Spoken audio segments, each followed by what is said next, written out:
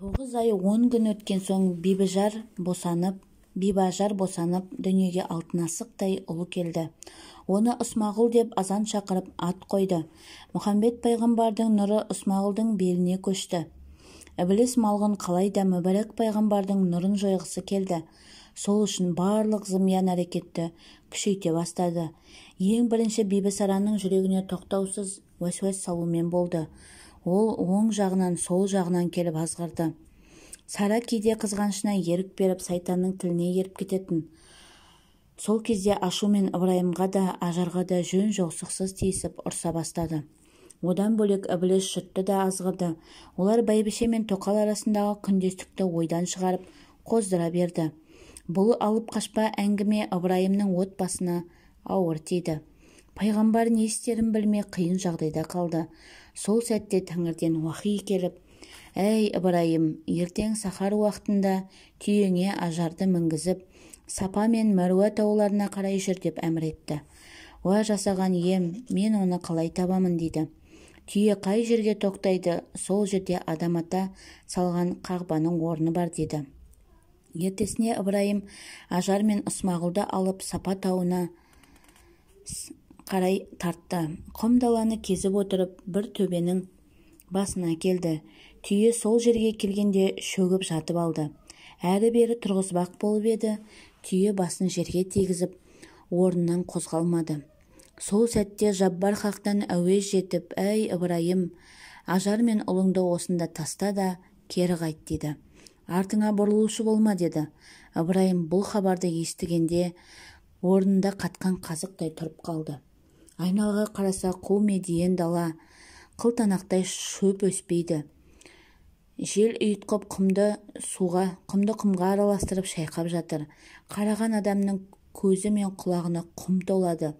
Ыбырайым тәуекел деп бала шағасын Құдайға тапсырды да түйесіне мініп кейін қайтты. Байының ісіне таң қалған Ажар сәбиін тастай сала күйеуінің ізінен жүгіріп: «Құдай қосқан қосағым-ау, бізді тастап қайда барасың?» дейді еңіреп. Ыбырайым ләм-ним демеді. Анасының даусын естіп, сәби де бір сұмдықты сезгендей шырылдап жылай бастады. Ыбырайымның жүрегі ауырып кетті. Қорғансыз қалып бара жатқан Ажардың еңкілдеп жылаған үні де сай сүйегін сырқыратты. Бірақ амал не? Алланың сынағы түсіп, ұлына да, жан-жарына да қарайлай алмады. Түйесін тебініп, жылдам кетіп қалуға тырысты. Амалы қалмаған Ажар дауыстап: «Отағасы, ең болмаса бір ауыз сөзіңді білдірші, бұл Құдайдың әмірі ме?» деді. Сол кезде Ыбырайымның түйесі бақырып жіберді. Ажар түйенің даусын естігенде көңіліне сенім ұялады. «Алланың әмірі болса, онда арам өле қоймаспыз. Құдайдың бір ойлағаны бар шығар» деп өзін жұбатты. Өздері мініп келген нар түйе бар еді. Сол да көңіліне желеу болды. Түйеде азын-аулақ ас пен су болатын. Ажар кері қайтып сәбиіне келе жатыр еді. Түйені шайтан түртті ме, әлде баланың жылағанынан шошынды ма, орнынан тұрып шаба жөнелді. Ажар айғайлап оның ізінен қуып жете алмады. Қырсыққанда қымыран рейдінің кері келді.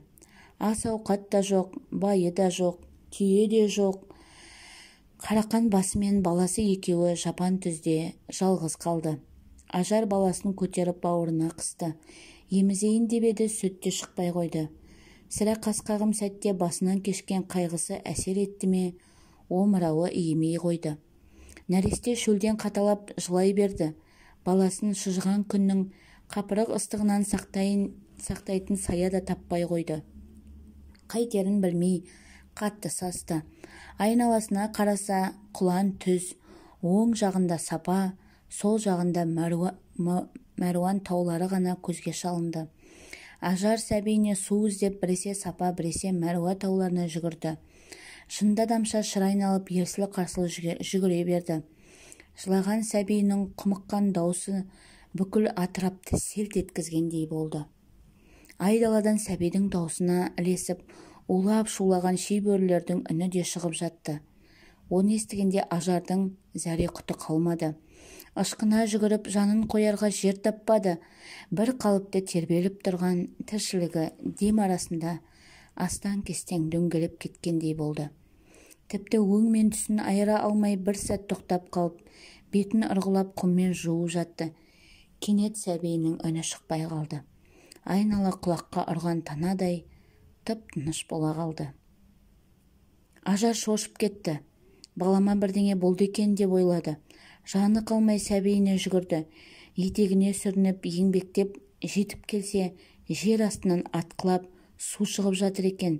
Сәби сол суға аузын батырып ішіп отыр. Мұсылман жұртында қажылыққа барғанда Мәруан мен Сапа тауларының екі ортасында жүгіру салты осы ажар анамыздан қалған екен деседі. Ысмағұл шырқырап жылағанда көктегі бүкіл періште қосыла жылап Жаббарға жалбарынған еді. Мейірімі шексіз Құдай сәбидің өкшесі тиген жерден зәмзәм бұлағын шығарды. Ажар да жата қалып судан сіміріп ішті. Баласын бауырына алып, маңдайынан сүйіп еді, омырауы иіп сүтке толды. Бір кезде Құдайдың құдіретімен алып бәйтерек өсіп шықты.